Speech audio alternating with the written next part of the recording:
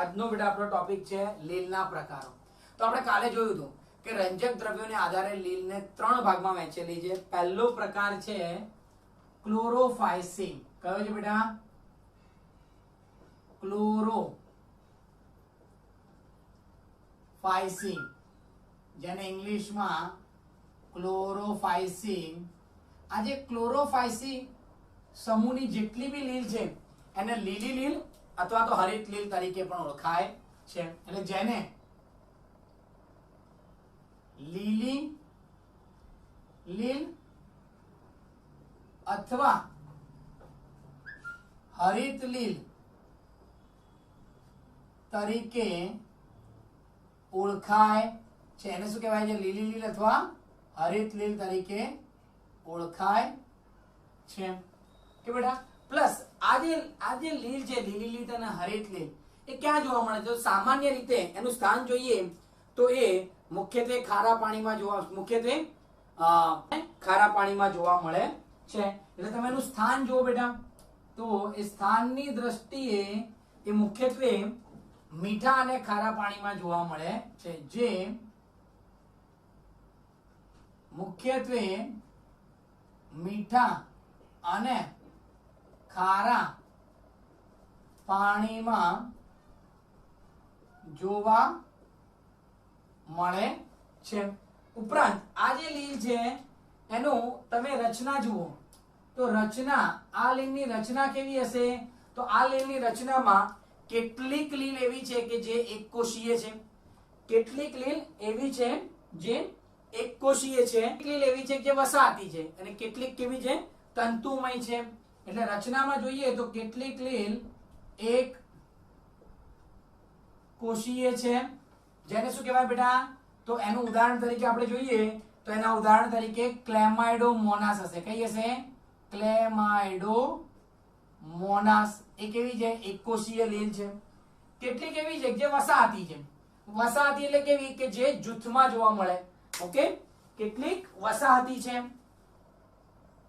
તો વસાહતી તરીકે કઈ છે? તો વોલ્વોક્સ। અને કેટલીક લીલ એવી પણ છે કે જે તંતુમય છે બેટા। કેવી છે? તંતુમય લીલ છે। દાખલા તરીકે સ્પાયરોગાયરા અને કારા, આ બંને લીલ કેવી છે? તો એ તંતુમય લીલ છે। હવે એની રચનામાં આગળ જોઈએ બેટા તો એની અંદર કોષ દિવાલ શેની બનેલી હશે? તો હવે એની કોષ દિવાલ જોઈએ તો એની કોષ દિવાલ જે છે એ કોષ દિવાલ એ બહારની બાજુએ સેલ્યુલોઝ અને અંદરની બાજુએ પેક્ટિનની અથવા પેક્ટોઝની બનેલી હશે। કોષ દિવાલ બહારની બાજુ સેલ્યુલોઝ અને અંદરની તરફ પેક્ટોઝ અથવા પેક્ટિન ધરાવે છે। હવે એમાં હરિતકણ હશે, હરિતકણ હશે એટલે હરિત દ્રવ્ય પણ હશે। ઓકે, તો હરિતકણ અલગ અલગ વનસ્પતિની અલગ અલગ લીલની અંદર હરિતકણનો આકાર કેવો હશે? જુદો જુદો હશે। તો હવે આપણે એના હરિતકણ તો જુદી જુદી લીલમાં હરિતકણનો આકાર જેવા કે બીંબ આકાર, બીંબ આકારને આપણે ઇંગ્લિશમાં શું કહીએ? ડિસ્કોઇડ। પછી છે એની અંદર કપ આકાર, કપ આકારને આપણે શું કહીએ? તો કપ શેપ।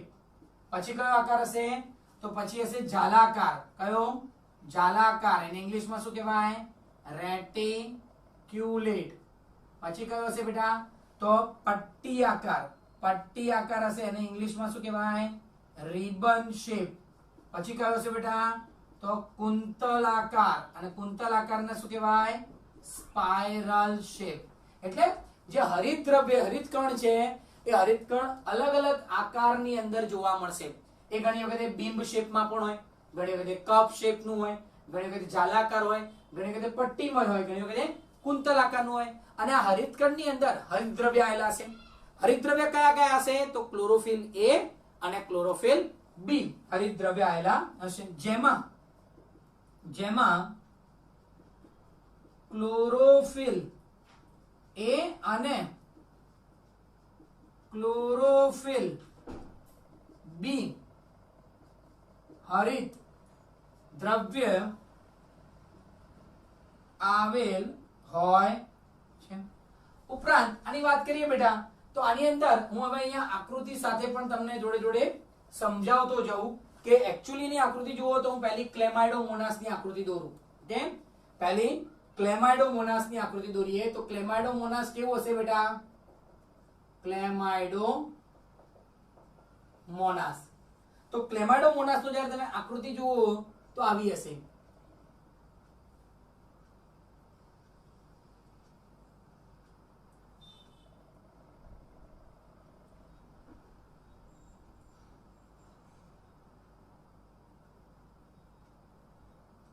ઓકે, અને એની અંદર શું આવેલું હશે? બે કશાઓ આવેલી હશે. પછી એની અંદર શું હશે બેટા? તો હરિતકણ હશે. કેવું હશે? કપ આકારનું હરિતકણ હશે. કે કપ આકારનું હરિતકણ હશે. અને અહીંયા વચ્ચે શું હશે? કોષ કેન્દ્ર હશે. તો આપણે આકૃતિ જોઈએ તો ક્લેમાઇડોમોનાસ આ શું છે? તો બે કશાઓ. આ શું છે? તો આ છે હરિતકણ. આ શું છે? તો કોષ કેન્દ્ર. કે પ્લસ આ જે હરિતકણ છે એની અંદરની બાજુએ, હરિતકણની અંદરની બાજુએ પ્રોભોજક આવેલું હશે. શું આવેલું હશે? પ્રોભોજક. આને શું કહેવાય બેટા? પ્રોભોજક. પ્રોભોજક એટલે પહેલું તો હરિતકણ અલગ અલગ આકારનું હશે. એટલે આપણે અહીંયા જોયું કે ભાઈ હરિતકણની અંદર બે મુખ્યત્વે હરિત દ્રવ્ય આવેલા હોય, ક્લોરોફિલ એ અને ક્લોરોફિલ બી. હરિત દ્રવ્યનું કામ શું છે? પ્રકાશનું શોષણ કરી પ્રકાશ સંશ્લેષણમાં મદદ કરવાનું. એટલે આ લીલ છે પ્રકાશ સંશ્લેષણ કરશે. પ્રકાશ સંશ્લેષણ કરશે તો ખોરાક પણ બનાવશે. તો એ ખોરાકનો સંગ્રહ કયા સ્વરૂપે થશે? તો ખોરાકનો સંગ્રહ સ્ટાર્ચ અને તૈલ બિંદુ સ્વરૂપે થશે. જેમાં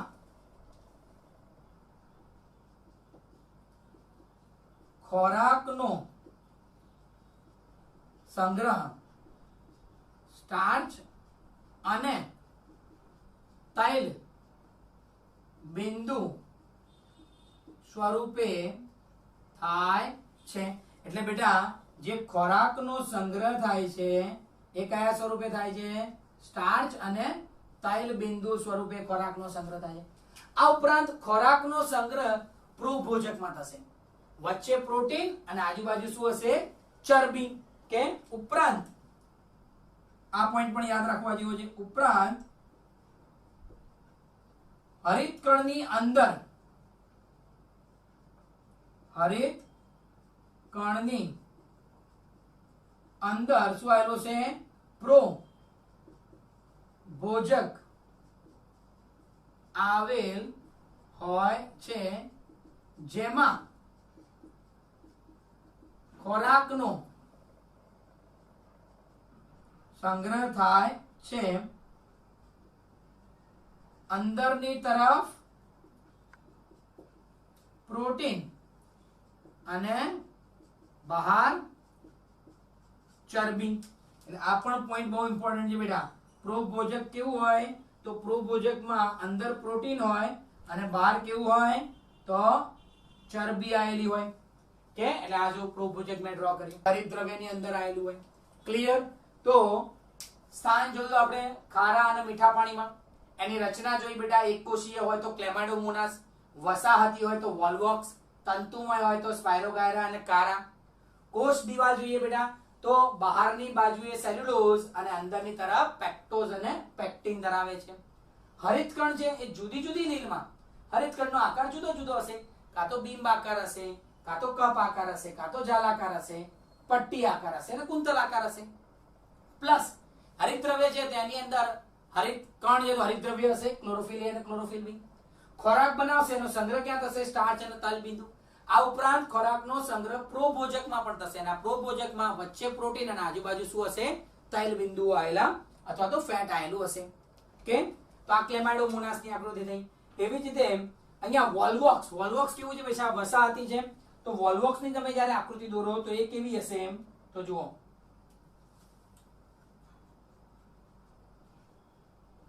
વોલ્વોક્સ માં કેવું હશે બેટા કે આવી રીતે બધા વસાહતી સ્વરૂપે ગોઠવાયેલા હશે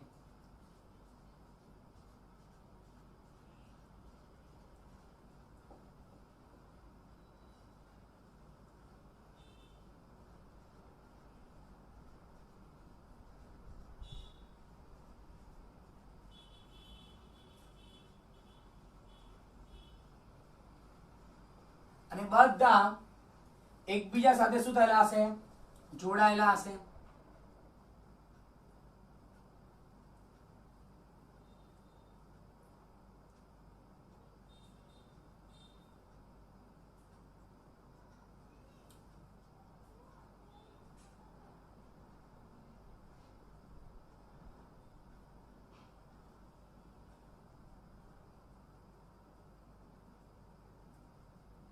એટલે આવી રીતે ગ્રુપમાં વસાહતી સ્વરૂપે શું થયેલા હશે ગોઠવાયેલા હશે અને છેલ્લું છે તો કારા જે છે એ કારા કેવું છે તો આવું છે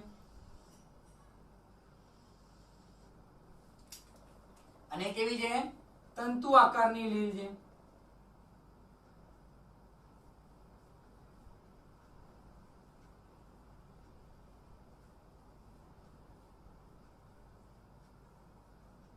આ શું થઈ ગયું કારા કે આવી રીતે અલગ અલગ લીલ છે તંતુમય વસાહતી અને એક કોષીય ક્લેમાઇડોમોનાસ હવે એનું પ્રજનન જોઈએ બેટા તો પ્રજનનમાં પહેલું વાનસ્પતિક પ્રજનન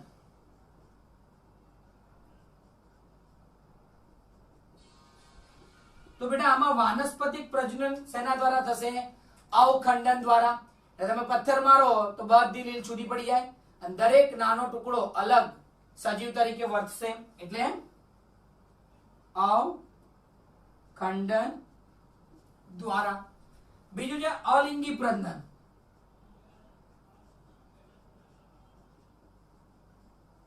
અલિંગી પ્રજનનમાં ચલ બીજાણુ ધાનીની અંદર ચલ બીજાણુ ઉત્પન્ન થશે એટલે ચલ બીજાણુ ક્યાં ઉત્પન્ન થાય તો ચલ બીજાણુ ધાનીની અંદર અને કયા બીજાણુ ઉત્પન્ન થશે ચલ બીજાણુ એટલે એવા હશે ચલિત બીજાણુ હશે જેમાં 2 થી 8 કસાઓ હશે અગ્રસ્ત ભાગમાં છે 2 કસાઓ અને ક્યાં હશે અગ્રસ્ત ભાગમાં એટલે અલિંગી પ્રજનનની અંદર ચલ બીજાણુ ધાનીમાં ચલ બીજાણુઓ ઉત્પન્ન થાય છે જે 2 થી 8 અગ્રસ્ત કશા ધરાવે છે એટલે એમાં કેટલી બેટા તો 2 થી 8 જોડ અગ્રસ્ત કશાઓ આવેલી હશે જેના કારણે શું કરે છે હલનચલન દર્શાવે છે અને બેટા એનું લિંગી પ્રજનન જોઈએ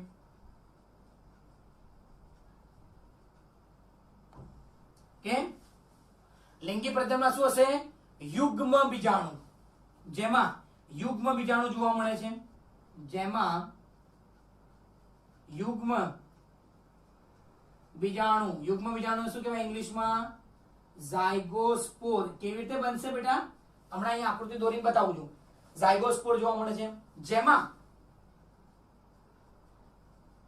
સમજન્યુક વિષમ જન્યુક અને અંડજન્યુક જોવા મળે છે એટલે આપણે બેટા ગઈકાલના લેક્ચરમાં જોયું હતું લિંગી પ્રજનનમાં જો 2 સમાન જન્યુઓનું ફલન થાય તો સમજન્યુક 2 અસમાન જન્યુઓનું ફલન થાય તો વિષમ જન્યુક અને જો એક નર હોય એ નાનો હોય અને ચલિત હોય અને માદા હોય મોટી અને અચલ હોય તો એની અંદર કયા પ્રકારનું બેટા જોવા મળે છે તો એની અંદર અંડજન્યુક કહેવાય છે. એટલે આ પ્રકારે એનું શું થશે? પ્રજનન જોવા મળશે. હવે પ્રજનન હું અહીંયા તમને બતાવું બેટા કેવી રીતે એક્ઝેક્ટલી થશે. તો હું એમ કહું કે મારી પાસે અહીંયા એક આવી રીતે શું છે? ક્લેમાઇડોમોનાસ છે, બરાબર. અને એની અંદર એક બીજું બધું નથી દોરતો, ખાલી કોષ કેન્દ્ર મેં બનાવી દીધું. હવે આનું શું થશે બેટા? વિભાજન થશે. વિભાજન થઈ એટલે અહીંયા આવું થશે. ઘણા બધા બીજાણુઓ બનશે અને આ બધા બીજાણુઓને કેવા કહેવાય? ચલ બીજાણુ. આ બધા બીજાણુઓ કેવા હશે બેટા? ચલ બીજાણુ. આ ચલ બીજાણુઓ શું થશે? છૂટા પડશે અને એ શું થશે? વૃદ્ધિ થશે. વૃદ્ધિ થઈને પાછા શું બનાવી દેશે? તો ક્લેમાઇડોમોનાસ. એટલે આને કેવું કહેવાય બેટા? અલિંગી પ્રજનન. પણ લિંગી પ્રજનનમાં શું થશે? તો લિંગી પ્રજનનની અંદર લિંગી પ્રજનનમાં શું થશે બેટા? તો જુઓ કે પહેલા તો આવી રીતે ઘણા બધા એની અંદર બીજાણુઓ બનશે. ઓકે, આગળ જઈશું તો આ બીજાણુઓ બધા છૂટા પડશે.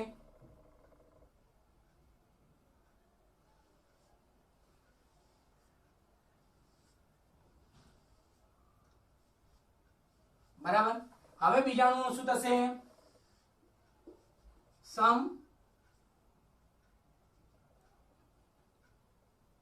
સમયુગ્મક જે હશે બધા સમજન્યુક પ્રકારેનું શું થશે? ફલન થશે. જો સરખા બીજાણુ હોય તેને સમજન્યુક કહેવાય. હવે બંનેનું ફલન થાય તો જો આવી રીતે બંને એકબીજા જોડે શું થશે? જોડાશે.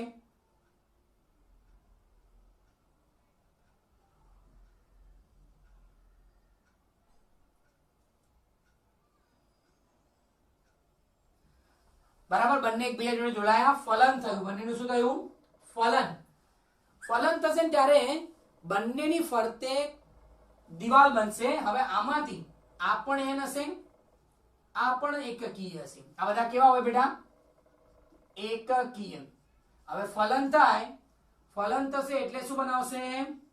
તો દ્વિકીય યુગ્મક યુગ્મ બીજાણુ બનાવશે. શું બનાવશે? યુગ્મ બીજાણુ. અને હંમેશા આ કેવું પ્રજનન કહેવાય? તો આને કહેવાય લિંગી પ્રજનન. કેવું કહેવાય? લિંગી પ્રજનન. અને કોઈ પણ એક કોષીય વનસ્પતિ હોય ને બેટા, લીલ ને બધી, એમાં લિંગી પ્રજનન હંમેશા પ્રતિકૂળ અવસ્થામાં થાય. ત્યારે ક્યારે થાય? પ્રતિકૂળ અવસ્થામાં જ થાય. આ ક્યારે થાય? અનુકૂળ. હંમેશા આ તો થતું જ હોય પણ આવું પ્રતિકૂળ અવસ્થામાં થાય. હવે પ્રતિકૂળ અવસ્થા એટલે કેવી? વિપરીત પરિસ્થિતિ. તો એને બચવા માટે એની આજુબાજુ શું બનાવશે? દિવાલ એટલે કોષ્ટન બનાવશે. પછી શું થશે? વિભાજન થશે. વિભાજન થઈને ઘણા બધા બીજાણુઓ બનાવશે. દરેક બીજાણુ વિકાસ પામી પાછા ક્લેમાઇડોમોનાસ બનાવશે. એટલે અહીંયા એનું પાછું શું થશે? વિભાજન. એટલે આ શું થયું બેટા? એક જ બીજાણુ બનશે. બીજાણુ સીધે સીધો શું થઈ જશે? વૃદ્ધિ પામી પાછું ક્લેમાઇડોમોનાસ બને છે. આમાં બીજાણુઓ ભેગા થશે. એનું સમજન્યુક પ્રકારે શું થશે? ફલન થશે. સમજન્યુક પ્રકારે શું થાય? ફલન થાય. એટલે ફલન થઈને શું બનાવે? યુગ્મક બીજાણુ બનાવે. હવે આ કેવી પરિસ્થિતિ છે? તો વિપરીત પરિસ્થિતિમાં જ બેટા આવું થાય. વિપરીત પરિસ્થિતિમાં આવું થાય એટલે આજુબાજુ કોષ્ટન બનશે પોતાનું અસ્તિત્વ ટકાવી રાખવા માટે. પછી કોષ્ટન તૂટશે અને એમાંથી બીજાણુઓ છૂટા પડશે અને દરેક બીજાણુ પાછું શું કરશે? ક્લેમાઇડોમોનાસ બનાવશે. આમ એનું લિંગી પ્રજનન જોવા મળે છે. દાખલા તરીકે આની અંદર આપણે કહીએ ક્લોરોફાયસીમાં કઈ કઈ લીલ આવે? તો ક્લેમાઇડોમોનાસ આવે, સ્પાયરો ગાયરા આવે, કારા, વોલ્વોક્સ. કે આ બધી લીલ કેવી કહેવાય બેટા? તો એ બધી લીલી લીલ અથવા તેને શું કહેવાય? ક્લોરોફાયસી.